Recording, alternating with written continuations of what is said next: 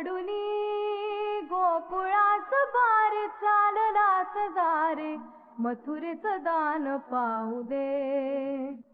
सोडूनी गोकुळास बार चाललास दारे मथुरेचं दान पाहू दे.